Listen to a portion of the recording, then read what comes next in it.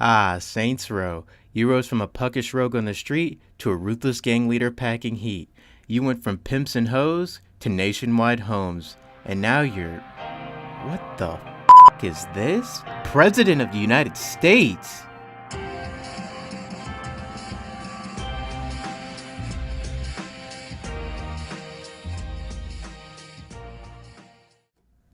To me, the Saints Row series is like the Evil Dead series. The first one was your, run-of-the-mill flick of its genre. The second one was a masterpiece of its time. And the third one was just an over-the-top acid trip. Now, there's no Evil Dead 4, but if I could foresee it after playing Saints Row 4, it would look a little something like this.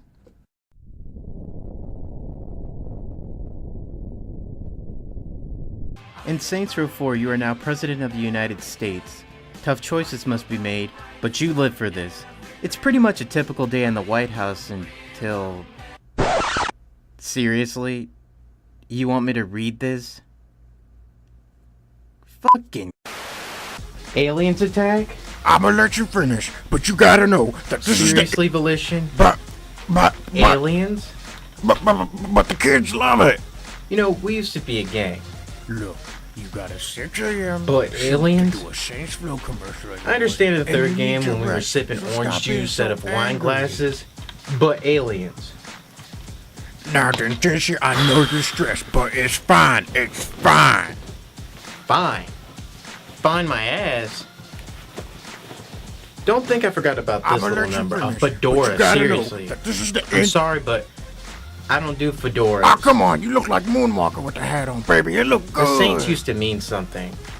And fighting intergalactic aliens wasn't one of them. But could you at least put on this dress? I'm through. I'm gonna give me some freckle bitches. Come on, Johnny, let's go. Man, your game. Come on, Dentenshi. Stop playing. Come on. Stop playing. Dentenshi, you really gonna do me like this? Dentenshi. Do you think he'll be back?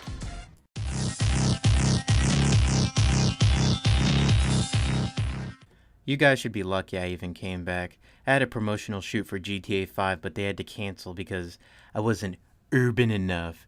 It's fine. So let's start from the top, okay?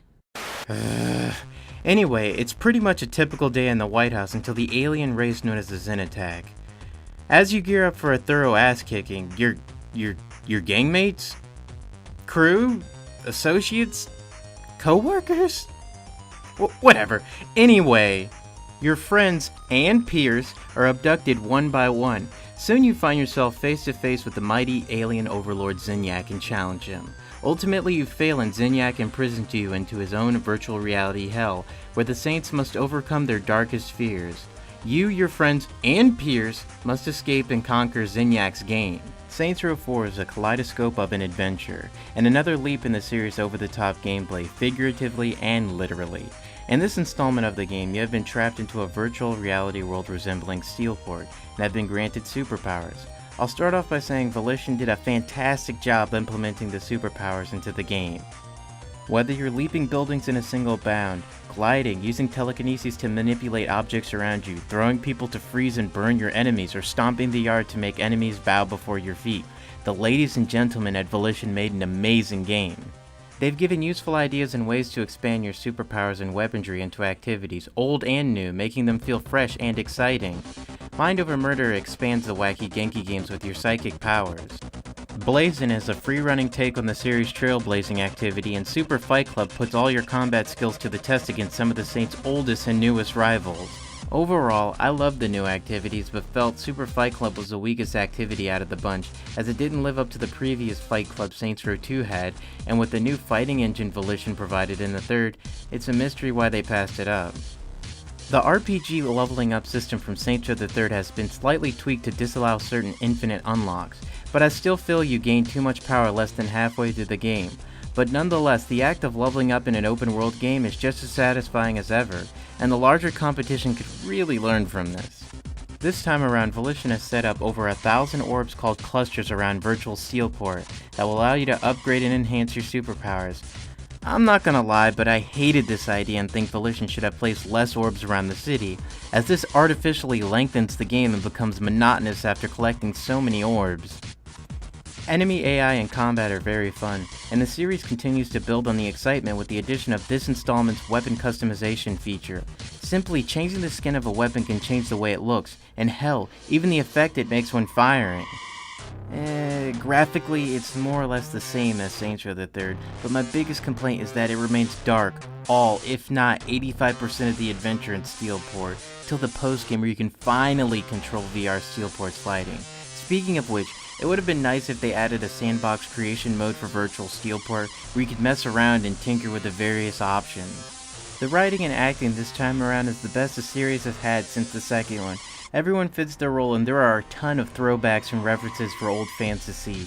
The late Michael Clark Duncan was to reprise his role as Benjamin King, but the role was handed over to Terry Crew, who did a fantastic job bringing the character to life.